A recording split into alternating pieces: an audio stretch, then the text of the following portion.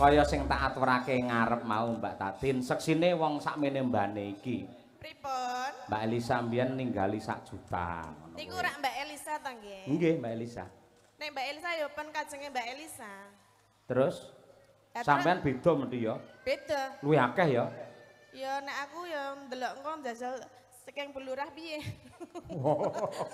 Mongko Bulurah liwati Bukesi. Berarti ndelok Bukesi piye iki kok? Oh, nggih Bukesi ya piye. Dadi Bukesi ndelok nang dalange lah tergantung kok dalange piye. Lah aku manut Bulurah piye iki Bulurah?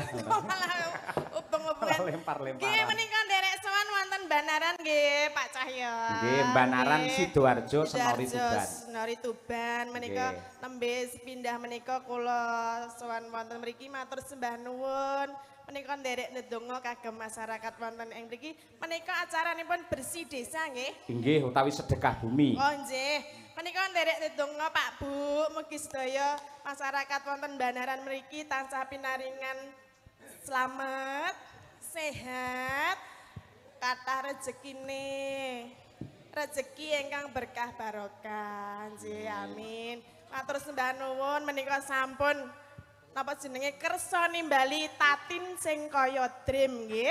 Matur nuwun Pak Bu, sedayanipun menika nggih nganten iki wujudipun dream ning dandan nganten iki. Aja kloro-loro ngono kuwi lho. Lah ngapa? Mergo kaya dream akhire awakmu viral. Jajal awakmu kuru aking ngono kuwi malah ora kondang. Piyayi kene iki mergo kulino nonton ning YouTube, nonton ning TV karo Sinden Tatin kaya apa ambak sampean lemu ning nyatane gemesne. Nggih napa mboten Bapak-bapak? Lho, kuwi penggemarmu kuwi, Tin. Ra mungkin iku mau sapa sing ngomong nek kaya dream? Aku. Terus? Lah kuwi mau dream nggih ada apa? Minyak toh? Minyak. Mongko nun sewu sponsor terbanyak di sini napa Bu? Pertamina nggih. Lah niku biasane lek sing jenenge lenga diadain napa? Dream. Lah kuwi dream ki penting. Tanpa ada dream dan minyak, mokal iso bersih dusun wayangan nanggap dalang cahya sindene Tatin titok. Lho ngono kuwi. Mula tepuk tangan untuk dream kita malam hari ini. Ah, Bapak Ibu kaya tepuk tangan nggo dream lho. Iki mong ya aku iki kaya ngene dandan 2 jam lho Pak Yoyo. Ngapa? Kok isa-isane donake dream mbok liyane dream nek ya ono ta? Lah nek liyane enek. Apa? Gentong. Malah saya nika kowe iki mbok ora sia-sia karo wong wedok ngono lho. Sia-sia piye to, Nduk? Ora wong ya nek wis cantik ngene iki ya oh Mbak Tatin sing cantik ngono ora Mbak Tatin sing kaya dream ngono kan ya jenengan nek ora tanpa wong wedok piye padake? Loh ora apa-apa. Lah aku ora masalah. Nun sewu ya, upaman ning donya enek lanang tok apa wedok tok ya. Sing rugi tetep wong wedok. Kok isa? Lek wong wedok tok bingung arep piye? Lek wong lanang tok ora masalah. Sik nek banci, ayo. Ya ora lah. Masa ya karo ya jenenge wong wedok. Lah lek eneke kuwi witekne ngopo? Kayak apri ya lumayan kae. Sajake kulino karo banci iki dalange. Ya ora jenenge lanang karo wedok iki wis dadi siji kaya Adam Hawa mau lho Pak Yoyo. Dadi anane wong lanang kuwi ya karo wong wedok ngono. Dadi nek karo wong wedok iki aja sia-sia. Wong sing sia-sia iki sapa to? Sponsor terbesar untuk Banaran bersih dusun niki saking napa, Pak? Pertamina to? Pertamina niku napa to, Pak? Minyak to? Minyak niku diadain napa? Non? Apa? Drum nek mriki drum. Oh, drum nggih. Drum nggih. Lah kowe milih drum apa drum? Ayo. Cek. Kula kados drum, Pak Bu. Lho, iki ya tunggal dene padha lah. Nggih monggo nek anu masyarakat wonten mriki ajeng madhahi teng drum monggo. Ya aja mutung ngono kuwi. Lah sampean mumpung ditimbali dipercaya karo Bu Inggi karo panitia masyarakat mriki supaya nglipur piye carane memberi hal yang senang untuk warga masyarakat aja mutung ngono kuwi. Ya ora apa-apa kok wis dipadake drum. Nggih. Ya wong lagi tengok-tengok cantik lagi menikmati makman saka sing diparingke panitia kok Mbak Tatin kaya drum. Aku langsung, "Hah? Kaya ngene padake drum." Tak glundung. Sing nyek laku to. Sampeyan ora ngerti rahasiane seorang dalang. Dalang iki anggere nek sinden dielek-elek, biasane dhek malah seneng. Oh, berarti sengit dulit. Ya aku lek ndulit tok gelem, sapa sing gelem kaya ngono kuwi? Lah maksudnya? Ya ora iso tegese senengi tegese memberi perhatian khusus kepada sinden itu sendiri. Oh, nek jenenge ngono kuwi berarti nek umpamane ngonek-ngonekke berarti sayang. Murah nyapa kok sayang? Lah piye toh? Jarene kuwi mau piye nek ngunekke ngono piye mau? Perhatian. Perhatian adalah tanda dari Seneng. berarti jenengan seneng kula. Seneng antarane dalang karo sinden. Tenane. Ya wegah mosok aku gedene semono mlebu nang drum ya gah. Ya aku ya wegah dileboni ngono sakmono gedene kono padake iki ya gedhe ning cilike. Sae-saesane. Yen cara ngene jenengan pundi, Mbak? Alamate jenengan? Oh, nggih, nderek nepangaken nggih Pak Bu. Kula menika saking Sentolo Kulon Progo Yogyakarta nggih. Dadi wau mriki niku perjalanan kurang luwih 4 sampai 5 jam. Dadi iki ada kono ada kene tundekke drum. Matur nuwun nggih Pak Yayan nggih. Sami-sami. Nggih, jan. Dalang kok le jan apik tenan ngono lho. Ora ngono kapan jenengan iso silaturahim karo Piyai Banaran kaya ngene lek ora lantaran Pak Cahyo Kuntadi kan ya moga. Oh, nggih. Matur sembah nuwun nggih Pak Cahyo. Lantaran panjenengan kula saged sowan wonten ing Banaran menika. Lek cara desane jenengan kampungin jenengan jenenge apa? Lek kene kan sedekah bumi kono apa jenenge? Mriko nggih merti dusun. Merti dusun. Nggih. Ada perbedaan apa mboten antara Banaran kali Sentolo? Ya bedane ada. Bedane apa? Bedane nek nggon mriko iki mengko sing nonton rapati akeh. Oh. Nek mriki jan tumplek blek sakmene saking mriko ngantos mriko menika manusia sedaya lho niki. Nggih, ya dicukne wiran ki 300-an kok. Ora nonton ya rugi. Pinten iurane? Ana sing 300, ana sing 250 kene undho usuk ngono kuwi. Oh. Minim iki 130 ki merem dipet pisan. Niku saking masyarakat nggih. Nggih. Ya monggo lantaran panjenengan. Nggih. Panjenengan terus kula. Heeh. Kira-kira kinten malam hari ini saya berapa? Lho saru, mosok ngono diomongne nang kene. Ala kok dadi Bu, benjang malih nek menawi ajeng nanggap kula mboten sah liwat dalange nggih. Soale menika guntinge landhepe pol iki. Aku ora gunting, Lah apa? ngelongi. Oh, berarti nek ngelangi jatahku berarti ki wayang gamelan dan sebagainya ki aku yang melu duweni lho. Kok iso? Lah kok nggon aku yang melu mlebu nggonamu? Heh? Nggon piye ta ya? Nggon aku Heeh. mlebu. Hah? Piye, Pak? Ora iso wong drum ki adah kok mlebu ngendi ora. Maksudnya ki dadi Lah, wah bener kuwi Pak. Leres nggih. Ngene Pak Dalang mlebu ning drum nggih. ora bapak era muni drum kok nek Pak Dalang mlebu ndamu iso ngono. Maksudnya ki kula ki ya melu urun tuku-tuku ngono lho wong ku ya termasuk duitku barang. Lah iki pancen milik bersama. Biasane engko lek poso iki didol dhewe-dhewe iki. Yo aja ngisen-ngisen ke dalang kondang. Lah aku ki ndek entuk saweran pas ning Surabaya ki lho ning nggen apa kae? Nggen Mabes kae entuke dhuwit 10 juta tin. Langsung tak tukokne lemari. Kanca-kanca nggo klambi ae lebokno kene kabeh kaya ngono kuwi. Lah yo sing bener ya ngono kuwi wong milik bersama ya. Wah iya milik bersama rumah samu piye? Ya jane nek ana saran ya didumke ben nggo tumbas sapa ngono. Aku suwi-suwi kapok tin aku lantarne awakmu kok undet-undet masalah duit. Aku isin. Lah piye ta? Lah jenengan ra butuh duit. Heh? Ra butuh duit. Ya butuh duit nek diomongne ning kene aku sing malu ora. Lah aku gur ngomong lho, gur ngomong karo masyarakat. Pak Bu, benjang malih nek ajeng ngundang kula ampun lantaran dalange. Meng ngono kok. Margane dalange guntinge. Oh. Bu iki melu sapa to, Bu? Masa ala Tatin teko kene sing nelpone aku mosok muni londap-landep ora. Sing landep iki lambene Tatin kuwi malah. Ya ora, nggih pokoke terima kasih nggih Pak Dalang. Sami-sami. Lantaran panjenengan kula saged sowan wonten mriki duwe sedulur anyar. Terus meneh dadi nek wis denarene iki rak ya engko dadi seduluran ngono. Tahun ngarep ganti bintang tamu ya. Ya ganti dalang bareng kok. Aja. Aku iso kok tahun ngarep kuwi. Wis di DP ta? Wis Kowe ora ngerti, tahun wingi iki ganti dalang mergo aku karo kanca-kanca ora iso. Akhirnya balik meneh. Ini tanda cinta kasihnya warga masyarakat Banaran karo Bu iki terhadap Madangkara lho ngono kuwi. Oh, nggih. Saestu ta, Bu? Nggih, mergo Nggih napa mboten, Bu? Nggih. Lek dalange pengrawite tetep lek bintang tamune salin-salin ngene. Ra apa-apa.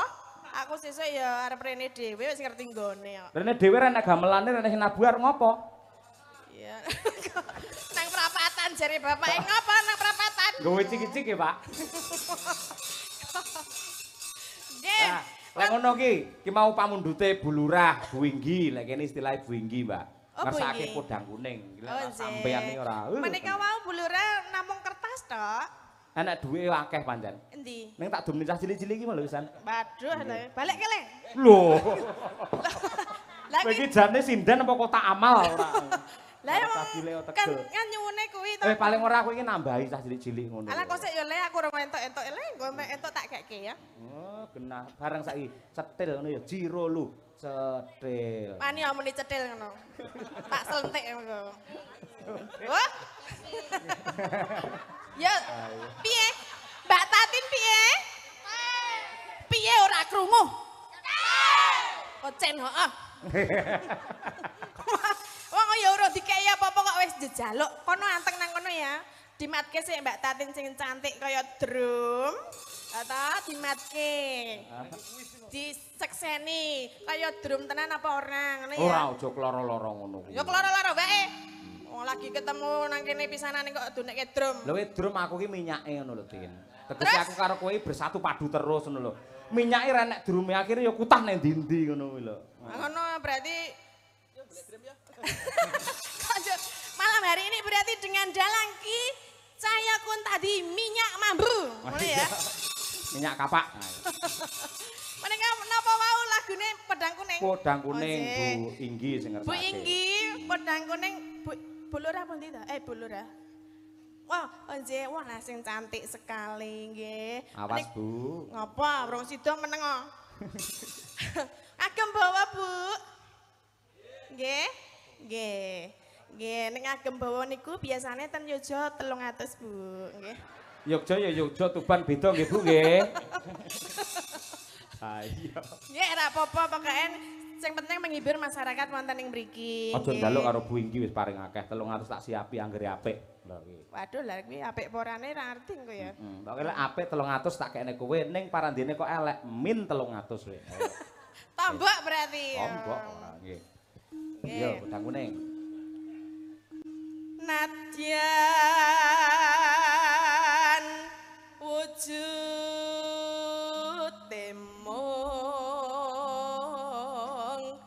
paksi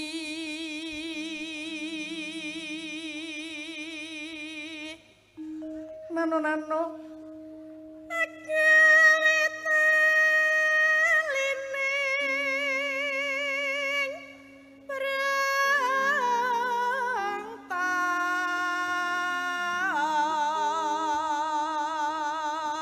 Pripun Pak Bu, swantene sae napa mboten?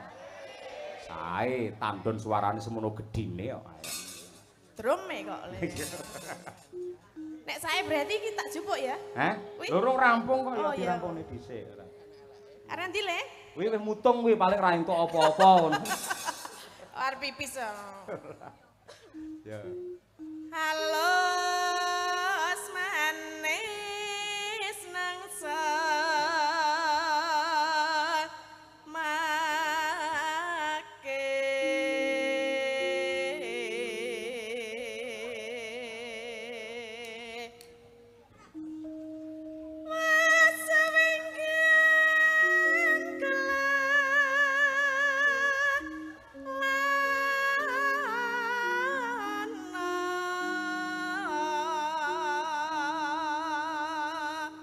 Nonanu goleki si podang jana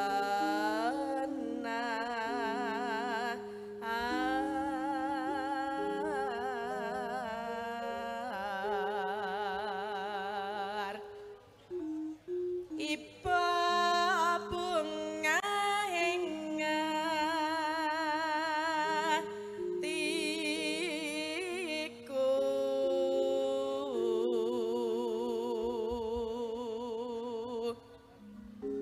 nyanding bisa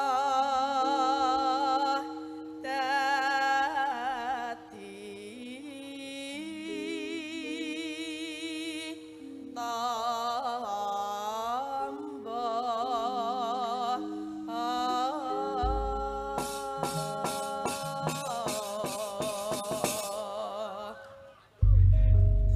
pripun Mak? Tayop ke? Nggih. iki ra kok jaluk. Wis rampung. Urung rampung lagune urung ya. Oh iya iya. Niki engko sing kira 300 to, sing 100 tak jaluk ya. Lah napa? Bae jatahe Larso sing 100 iki. Ya engko timbilen kok. Oh timbul yo cuma diulang bae kabeh. Aku kalah karo wong wedok. Angkene dikeroyok wong wedok kabeh kok. Iya. Kowe menangan bengi iki Piai Putri iki ayo. Yo tayubke Tin, Witin, ayo Tin. Esuk awan ning omah wis ora krasan. Kaluyuran anggoleki sing tak sayang.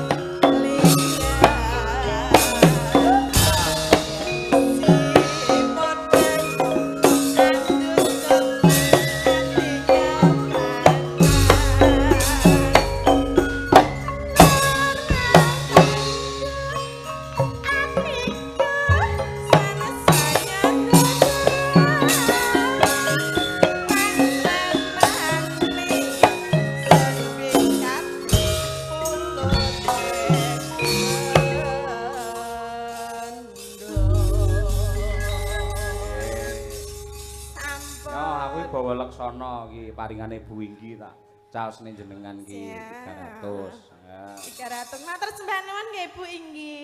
Nggih, sami-sami. Iki janjiku nyolenya 100 wae nya. Ora do meneng wae kok kuren. Ngedume piye lek 100 tok iki? Lah, ya songo iki nyepleh 1000.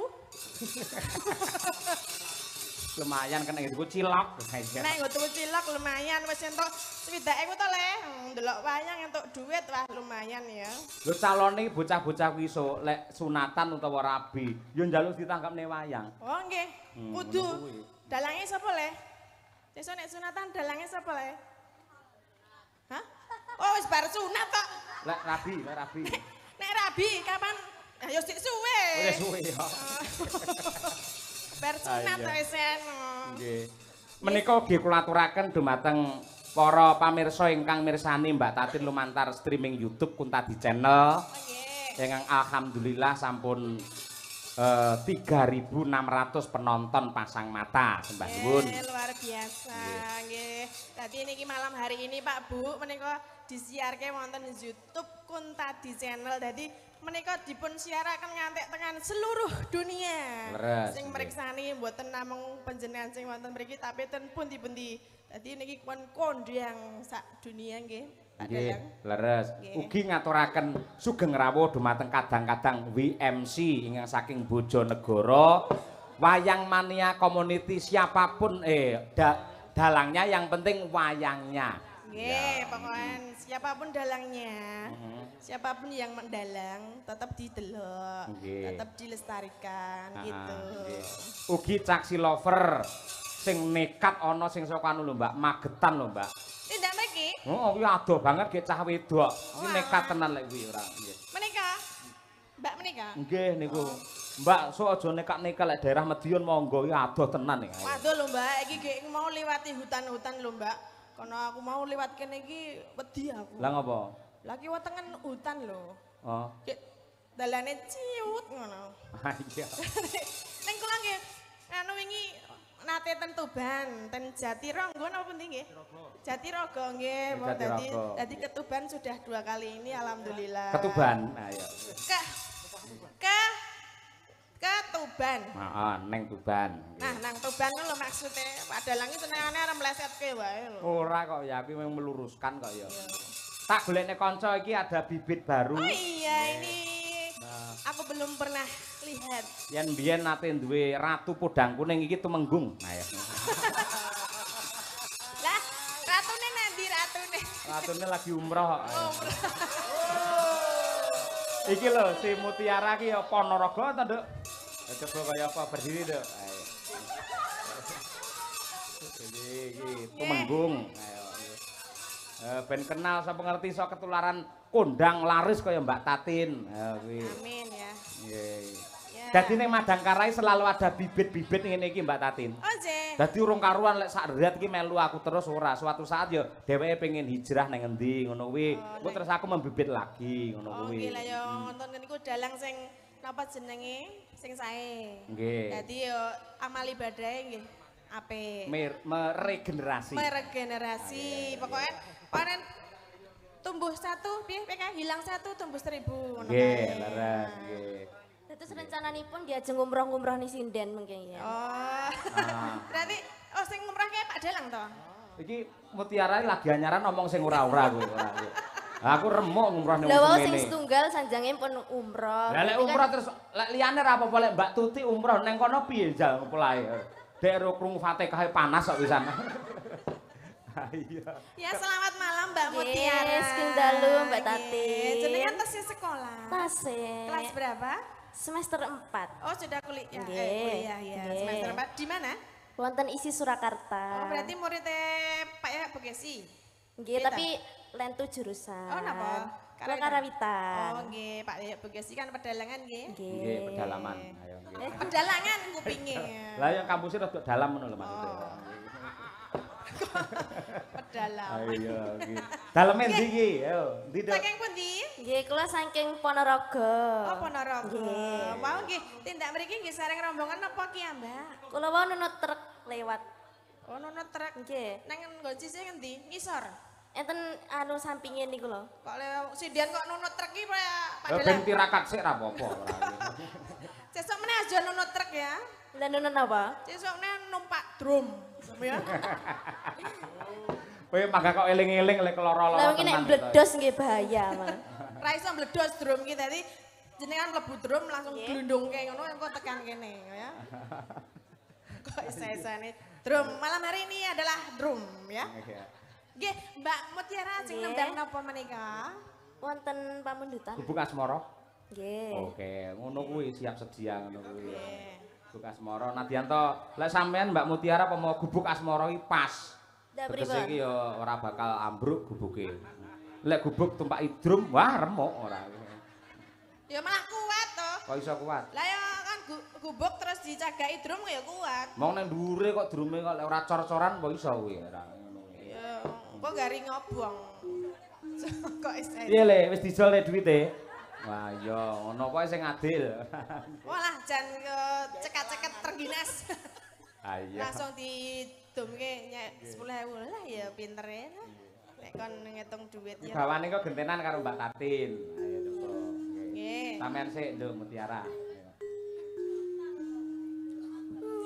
Nyingkar nyingkur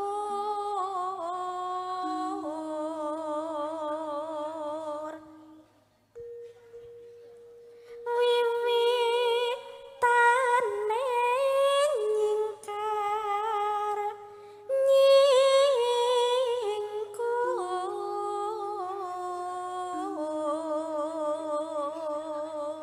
Assalamualaikum Pak Dalang, selamat malam. Derek Wungon saking pinggiran Tenggarong. Semoga Madangkara makin jaya.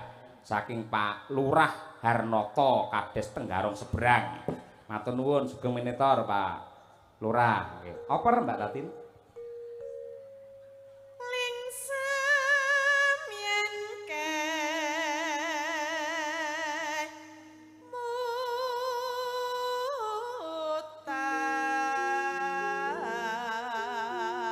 kemutan lelampahan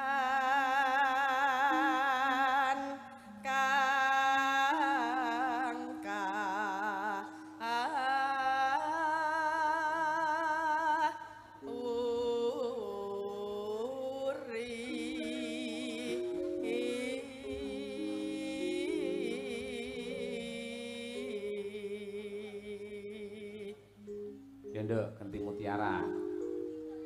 Tresna tulus nadyaningku bekas marah.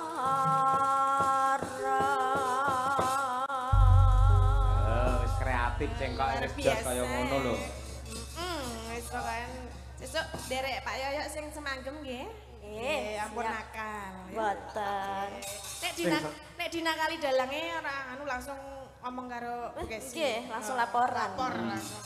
Dadi karo Pak Dalang pamane sangoni pira-pira manut ngono ya Nduk. Nggih. Pamane swidak ya ditampa disyukuri insyaallah bakal Nggih. dadi barokah ngono ya. Mbok nggih. Nggih, ngono lah kok manut banget iki ya nek aku Mangane njaluk sak 300 akhire awake saya gede. ora apa-apa. Yang penting cair. Nah.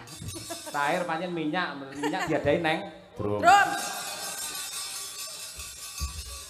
Drum. Yo gubuk asmara berdua. Oke, yuk. Nggih. Yen liwat aku kelingan kebelet gawe yen tangan keler